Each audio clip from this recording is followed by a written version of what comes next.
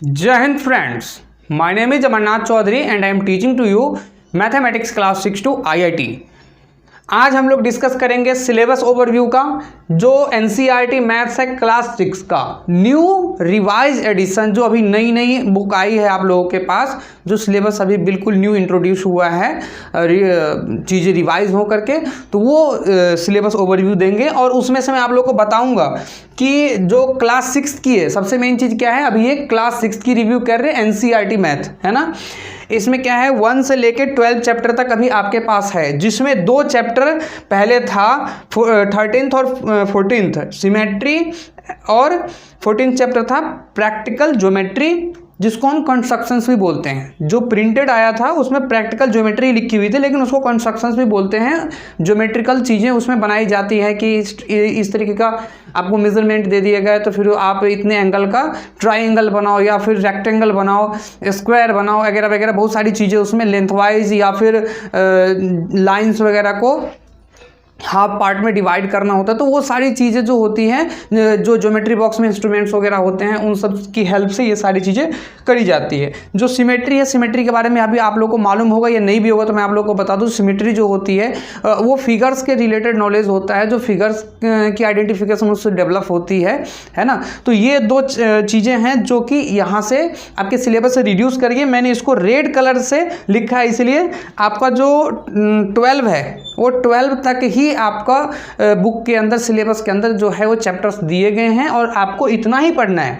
तो सबसे मेन चीज़ क्या है कि 14 चैप्टर्स थे, उसमें से 2 चैप्टर डिलीट किए गए हैं, 13 और 14। तो मतलब ये कि हमें 12 चैप्टर तक ही पढ़ने हैं। ओके, 2 लेसन गायब कर दिए गए हैं, आई मीन डिलीट कर दिए गए हैं, राइट। पहली चीज़। दूसरी चीज़, इसमें बहुत कुछ ऐसे चैप्टर्स भी हैं जिसमें एक्सरसाइजेज रिड्यूस करी गई है, आई मीन कंटेंट रिड्यूस किया गया है, कम किया गया है। ओके, तो एक चीज़ ये भी है, मैं आप लोग को बता दूं, लगभग 100 पेज के आसपास कंटेंट रिड्यूस हुआ है। तो जाहिर सी बात है कि 2 तो आपका लेसन हो गया, और उसके बाद बहुत से लेसन के अंदर में एक्सरसाइजेज रिड्यूस किया गया, I mean topic, I mean content reduce किया गया है, जिसकी वजह से वो और शॉर्ट हो गया है। ओके, पहली चीज़। दूसरी चीज़ कि ये तो आपको मैं एडवांटेजेस बोल रहा था कि ये हो गया आपके सिलेबस ओवरव्यू का एक फ़ायदा सा हो गया कि जो चलो कोई नहीं, आपका कंटेंट कम पढ़ना पड़ेगा।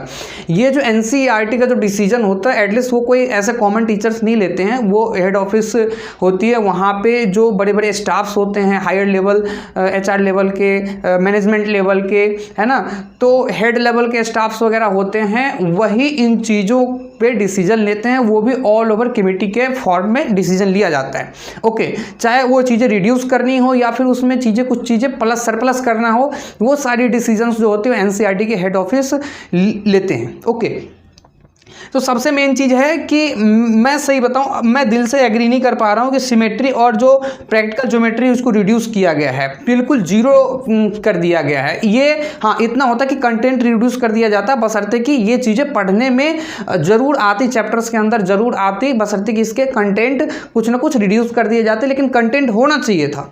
लेकिन आप कहोगे कि नहीं होने के लॉसेस क्या हैं।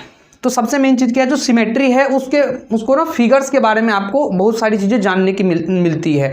जैसे आप रीजनिंग्स वगैरह बनाते हो जनरल कंपटीशन में, फॉर एग्जांपल जब आगे जाओगे आप तो जनरल कंपटीशंस की तैयारी करोगे, तो उसमें क्या होता है, रीजनिंग्स वगैरह होते हैं, उसमें फिगर्स वगैरह के बारे में कुछ आइडेंटिफिकेशन माइंड के फॉर्म में करना पड़ता है, माइंड एक्सरसाइज के फॉर्म में करना पड़ता है। ओके, तो वो चीज़ें कहीं ना कहीं आपको ये चैप्टर सपोर्ट करता था। जो चीज़ें यहाँ से हटाई गई है, फिगर्स की आइडेंटिफिकेशन माइंड में आती थी, किस हिसाब से है नहीं है। उसके बाद प्रैक्टिकल ज्योमेट्री, और यहाँ पे आपका सिमेट्री जो है, इसका एक नेक्स्ट लेवल यूज़ भी है, मैं आप लोगों को बताता हूँ। जैसे डिज़ाइन फील्ड में आपको जाना है फॉर एग्जांपल, या फिर ये हो सकता है डिज़ाइनिंग के बारे में आपको जानना हो, या फिर आपको डिज़ाइनिंग में करियर बनाना हो इन फ्यूचर, तो ये चीज़ें बहुत ज़्यादा, ये दोनों चैप्टर्स बहुत ज़्यादा काम आते हैं, क्योंकि डिज़ाइंस जो होते हैं वो फिगर से बनते हैं। फॉर एग्जांपल कि कोई भी चीज़ है, जैसे ये मार्कर ही है, मार्कर का भी तो डिज़ाइन बनाना, आप चेयर पे बैठते हो, मोबाइल चलाते हो, टेबल आपकी स्टडी टेबल होती है ना, ये वाइट बोर्ड है फॉर एग्जांपल, कपड़े हो गए, ज्वेलरीज हो गई, बिल्डिंग्स हो गए, ये इन सब का डिज़ाइंस बनता है और डिज़ाइंस में फिगर की रिक्वायरमेंट होती है ना। तो जो रिसर्च एंड डेवलपमेंट की डिपार्टमेंट्स होती हैं और फिर जो डिज़ाइन डिपार्टमेंट होता है ना, 2D डिज़ाइन, 3D डिज़ाइन, तो ये सब जो डिज़ाइंस होते हैं उसमें फिगर्स का बहुत ज़्यादा यूज होता है। तो कहीं ना कहीं एक प्रैक्टिकल वे में आप लोगों को इसमें दिक्कतों का सामना करना पड़ेगा। उसके लिए आपको अलग से थोड़ा सा सिस्टमेटिकल ब्रेन्स लगाने पड़ेंगे, सीखने पड़ेंगे, जबकि बहुत सारी कंटेंट इसमें से आती है। जो सिमेट्री होगी उसमें फिगर्स का नॉलेज होता है, आइडेंटिफिकेशन आती है माइंड के अंदर, पिक्चर्स बैठता है कि हाँ जी ये फिगर किस टाइप का नहीं है। और सेकेंड में जो प्रैक्टिकल ज्योमेट्री है, इसमें एंगल्स के बारे में पता चलता है, रेडियस के बारे में पता चलता है, डायमीटर्स के बारे में पता चलता है ना। तो ये सारी चीज़ें, ये दोनों चैप्टर्स जो हैं वो फिगर से रिलेटेड हैं और फिगर का रिलेशन जो है वो डिज़ाइन फील्ड में जाता है। जब आप प्राइवेट फील्ड में जाओगे या फिर गवर्नमेंट फील्ड में डिज़ाइन की भी वैकेंसीज निकलती है और प्राइवेट में तो बहुत ज़्यादा मोस्ट डिमांडेड डिपार्टमेंट है डिज़ाइन का फील्ड। तो ये डिज़ाइन फील्ड जो है वो डिज़ाइन फील्ड में आपका फिगर बहुत ज़्यादा मैटर करता है। वहाँ पर a+b का होल स्क्वायर का फॉर्मूला कम और ये डिज़ाइन ज़्यादा मतलब माइंड में आता है ना। तो कहीं ना कहीं ये चीज़ें नहीं होनी चाहिए थी, बशर्ते कि हुआ है। लेकिन हम एक कॉमन टीचर हैं जिसमें हम लोग कुछ भी नहीं कर सकते। तो ये ऑल ओवर डिसीजन जो होता है, चेंजिंग डिसीजन या फिर कोई चीज़ रिड्यूस करने का या फिर ऑल ओवर एलिमिनेट करने का, वो सारे डिसीजन एनसीईआरटी के हेड ऑफिस ही लेती है। और हायर डिपार्टमेंट्स जो ऑल ओवर जो हायर कमिटीज़ होती हैं वो एक साथ बैठ के कॉन्फ्रेंस रूम में ये सारे डिसीजंस लेते हैं। तो हम लोग इसमें एटलीस्ट कुछ भी नहीं कर सकते। और सही बताऊं तो अब चलते हैं व्हाइट बोर्ड पे, देरी ना करते हुए। मैंने आपके नॉलेज बेसिस पे ये चीज़ें मैंने बताई है आपको। तो फ्रेंड्स चलते हैं यहाँ पे व्हाइट बोर्ड पे। फर्स्ट चैप्टर जो पढ़ोगे आप मैथमेटिक्स के अंदर, नोइंग आवर नंबर्स। हम इसमें जानेंगे नंबर्स क्या होते हैं। नोइंग मतलब जानना, आवर नंबर्स हमारे नंबर्स को जानना। तो हम नंबर्स को जानेंगे कि नंबर्स कैसे होते हैं, कितने टाइप्स के होते हैं, कौन कौन से वेराइटीज़ के नंबर्स होते हैं। और सबसे मेन चीज़ कि ये नंबर्स जो होते हैं वो डिजिट्स वाइज बनते हैं, डिजिट से मिलके बनते हैं। तो ये डिजिट्स क्या होते हैं, राइट।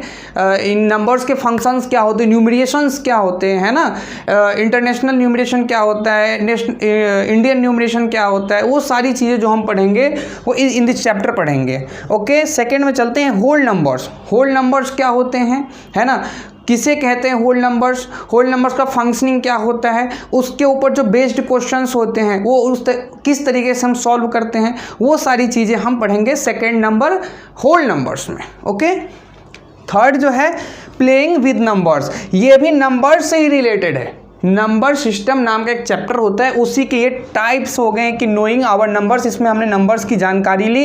होल नंबर्स हो गया, ये भी नंबर्स के टाइप्स में। प्लेइंग विद नंबर्स, अब क्या करेंगे, नंबर्स के साथ खेलेंगे।